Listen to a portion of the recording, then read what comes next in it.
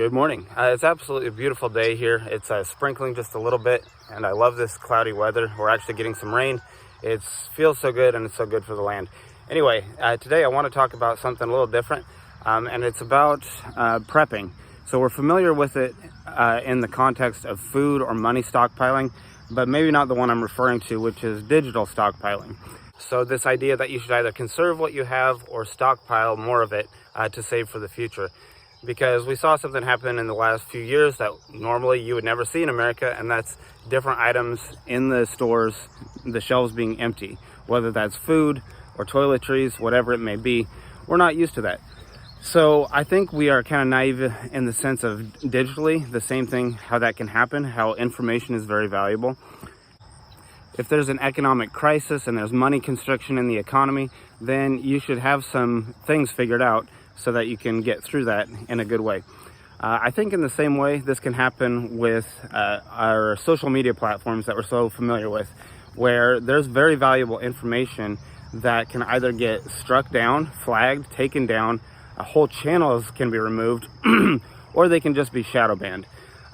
In spite of what we may want to believe, I think there really is an agenda-driven censorship that takes place on the level of the social media platforms.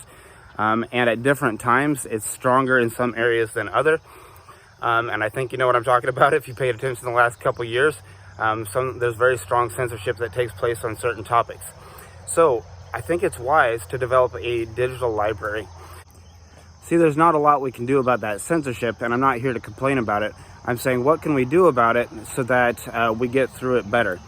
As strange as it may be to hear, there may be a day where we can't use the internet, that we wouldn't have access to this infinite treasury of knowledge that's in our pocket, that we can carry around in our hand. So in that event, we need to have some way to store this information and some way to access it. Already there's been things that I watched years ago, and I just thought, this stuff is so valuable, and I can't find it anymore, right? And I don't know that it's been removed. It's just that you can't find it. Maybe it's on page 20 of results, page 50, page 100, who knows? And that can happen too, where it just gets lost in the details.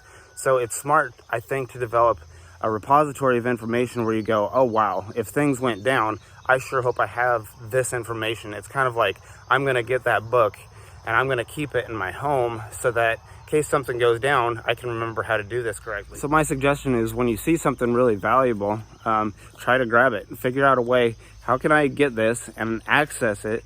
Let's say, even if the electricity went out, do I have a source of power? And do I have a way to store this that's not on the internet so I can access the information?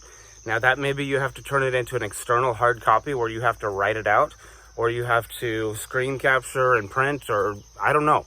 There are different ways to do this, and you can decide. So if that information and those tools were removed from us, would we have a way, either through learning and repetition, to access it from our own minds, or would we have an external copy that we can reference later, that we can find it?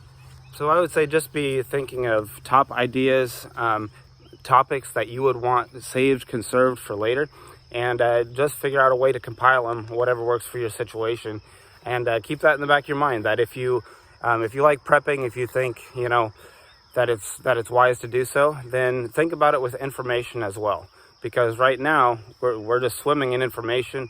We have unlimited access, really, but we may not always have that. So compile the information that's valuable and go from there. So thank you guys for watching. Like, comment, subscribe if you like this stuff. You have a nice day.